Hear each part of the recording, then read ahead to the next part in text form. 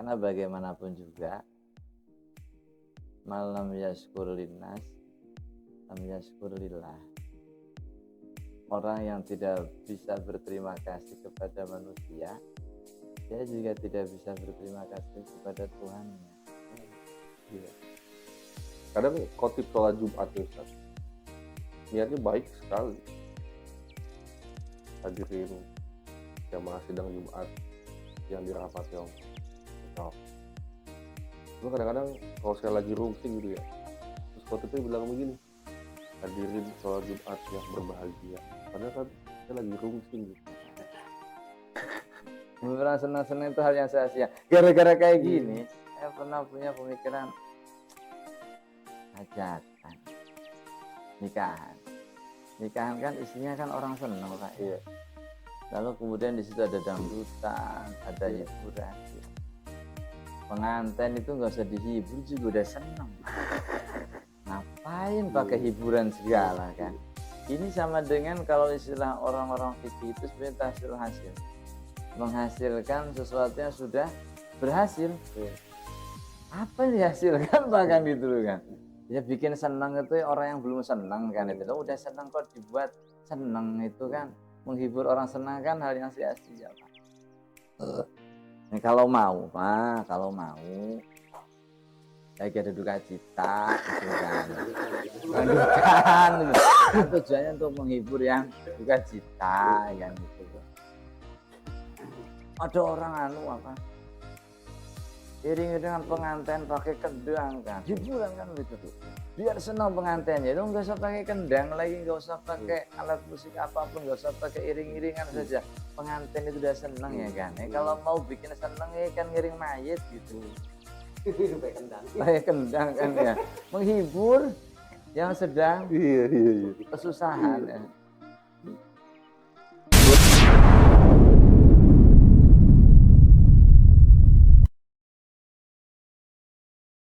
Nah Ustaz, izin Ustaz lanjut lagi di berikutnya ini Ustaz. Kalau tadi kita percaya kalau rezeki itu bukan pada ikhtiarnya, bukan pada pekerjaannya, apalagi pada bosnya. Cuman misalnya kita terjerembab, orang terjerembab, salah paham, atau bahasa saya mungkin, mohon maaf ini ya, agak sedikit bersandar pada bos. Mungkin sedikit lupa atau sedikit apa dengan yang maha bos. Nah itu Allah cemburu apa enggak gitu. Karena saya pernah dengar Allah itu juga maha pencemburu ya. Jadi apa ya, mungkin kan iya karena berdua ya karena stain gitu ya. Terus Allah itu as-somad juga, tempat bergantung gitu. Misalnya nih, kita nih kadang di kantor, udah wudu, udah mau ke musola, terus diceluk sama bos, kepala bidang, kepala dinas, atau kepala sekolah, wali kota, diceluk. Nah kita udah wudu nih. Tapi ternyata karena yang manggil bos, katon gitu ya, terus kayaknya penting. Terus akhirnya kita istilahnya nunda sholat sebentar, terus kita datengin bos itu, ada apa Pak, maaf tadi manggil saya. Nah itu kira-kira suatu kemalangan yang dahsyat atau gimana Ustadz? Karena ya seperti ini kadang terjadi dalam kehidupan kami. Namanya loyal ya Pak. Iya. Padahal ada maha bos. Memang Allah pencemburu seperti itu Ustadz? Atau gimana? Iya. Kalau kasus seperti itu, nanti balik lagi seperti ini Pak. Kita itu bersandar pada bos, bukan berarti lupa terhadap yang maha bos ya Pak. Karena bagaimanapun juga, malam yaskur linnas, lam yaskur lillah. Orang yang tidak bisa berterima kasih kepada manusia, dia juga tidak bisa berterima kasih kepada Tuhannya. Sebagai rasa terima kasih saya kepada atasan saya, yang dengan wasilahnya saya terpenuhi kebutuhan, Akhirnya sebagai rasa terima kasih ini kan tentu yang ditampakkan kan loyalitas ya Pak. Iya. Hal itu wajar Pak. Gitu kan. Karena itu emang sejalur Pak. Iya. Itu. Tuhan itu kan kalau memang maha pencemburu, kita juga harus melihat Tuhan itu maha Maaf juga. bukan hanya pemaaf juga Pak, tapi juga maha pencinta. Gitu loh. Benar Tuhan maha pencemburu gitu loh kan, tapi juga maha mencintai. Mudah cemburu, mudah mencintai. Aman lagi Ustaz kalau gitu. Mudah cemburu, mudah mencintai. Nah, kalau Maharani namanya. Cocok nih. Kembar, kakaknya Maharani, adiknya Mahadewi. Sama-sama Maha.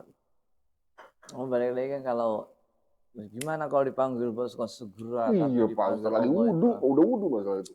Dipanggil Allah, ya mati Pak. Oh, bahkan azan panggilan Allah kata Ustaz. Panggilan sholat. Panggilan sholat. Oh iya. Salah ya. Dipanggil Allah nggak bersegera. Semua kalau dipanggil Allah itu bersegera Pak. Wah iya salah. Mau nggak mau ya kudu saat itu juga. Wow. Tidak bisa mundur, tidak bisa maju Pak. Dipanggil Allah, nah kan dipanggil Allah Pak. Mati Pak.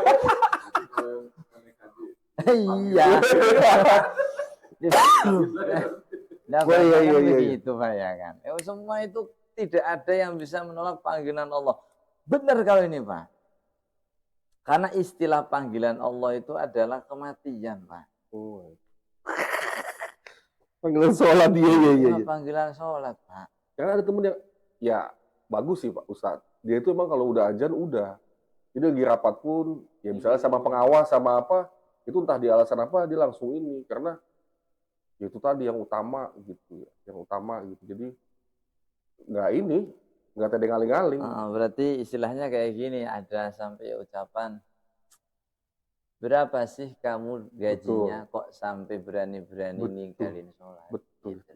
Pernah dengar saya. Jangan sampai disibukkan dengan mencari rezeki sampai kamu lupa yang memberikan rezeki. Ya, gitu. Balik lagi Pak. Rezekinya makhluk itu kan lewat wasilah ya, lewat perantaraan gitu loh Pak. Kita tidak boleh menghilangkan dari sifat perantaraan sebagai manusia, ya kan? Karena karena langit tidak pernah menghujani uang, ya kan? Itu berangkat dari situ Pak. Tetap butuh terhadap makhluk yang lainnya. Ketika orang dipanggil bosnya, lalu kemudian berbarengan dengan azan, ternyata dia dihadapkan dengan dua pilihan. Mana yang paling dia pilih? Ternyata dia memilih bosnya. Alasannya ternyata unik. Bos itu bisa memecat. Makanya sama Pak, jangankan kayak gitu Pak. Di dalam dunia santri juga sama Pak. Timbali kiai. Iya benar. Pas lagi azan Pak. Melipir Pak.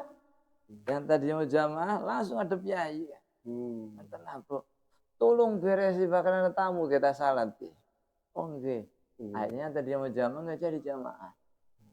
Sama aja kan Pak. Tapi bahasanya gini.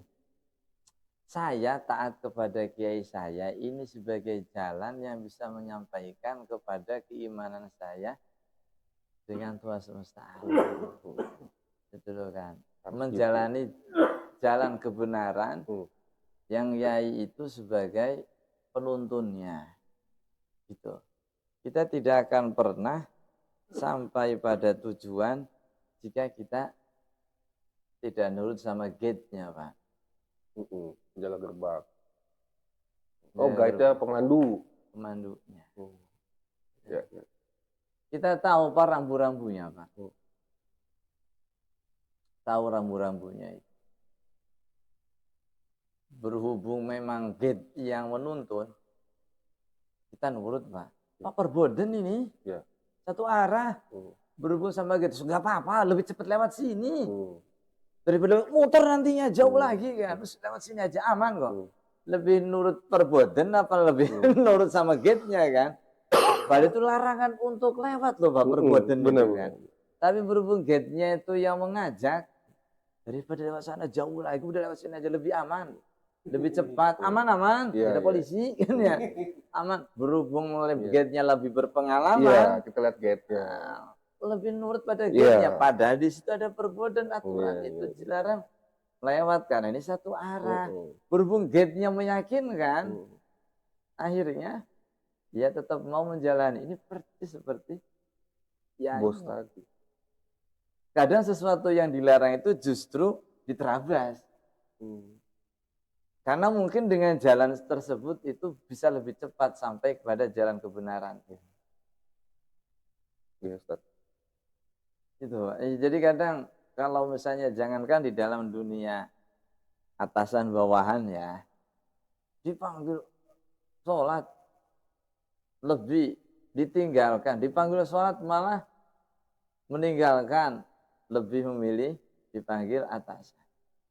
Di dalam dunia santri juga ada dipanggil kiai lebih nurut Pak daripada dipanggil atasan, dipanggil kiai Pak. Saya baru kepikiran hierarki ya di pesantren juga luar biasa memang dipanggil. Karena meyakini gate-nya Pak. Iya. Kadang gate itu menuntunnya itu lewat jalan yang kadang jalan itu terlarang Pak. Iya. Kadang jalan itu terlarang. Jalan terabas itu Pak. Dan ini banyak dipraktekkan orang yang sekarang aja Gus Miftah kan. Betul. Nah, beliau kan. Nah, dakwah di diskotik. Dan diskotik kan. Ya walaupun fitnahnya begini dan begitu begini dan seterusnya kan. Kembali lagi kepada ucapannya itu bahwa memangnya yang pengen masuk surga cuma kiai doang. Iya. Mereka nggak pengen masuk surga. Iya. Kan? Siapa aja kalau misalnya nisbatnya masuk ke dalam selokan, ya kudu berani kotor. Iya. Tapi kan tujuannya kotornya itu untuk membersihkan. Kan? Bukan malah mengotori, ya kan? Nah, tujuannya untuk membersihkan. Nah, kalau tujuannya seperti itu, maka akan menjadi baik dan caranya pun baik, tidak ada gejolak, maka itu yang baik. Makanya ada istilah kayak gini, niyatul mu'min khairum min amalihi. Kadang niatnya orang yang beriman itu lebih baik daripada amalnya. Penting kan bagaimana niatnya. Iya betul, Allah menghargai itu. Tapi praktek yang bagus juga dong. Iya. Jadi lihat juga tempatnya kan. Masa pengen ngebersihin got, kitanya nggak pengen ikut kotor. Nah kalau misalnya kitanya nggak pengen kotor, pengen bersihkan got sampai kapanpun, got itu nggak akan bersih kan. Konsekuensinya kan harus ikut kotor dulu kan. Begitu gotnya bersih, baru kemudian kita ganti yang bersihkan diri. Sebagai kepada niatnya kalau itu malah. Ya kerasa kalau misalnya bicara kayak begitu Pak. Kira-kira kayak apa mengalir saja itu tergantung kitanya. Kira-kira aliran mana yang ada pada diri kita kan. Harus bisa mengenali diri sendiri.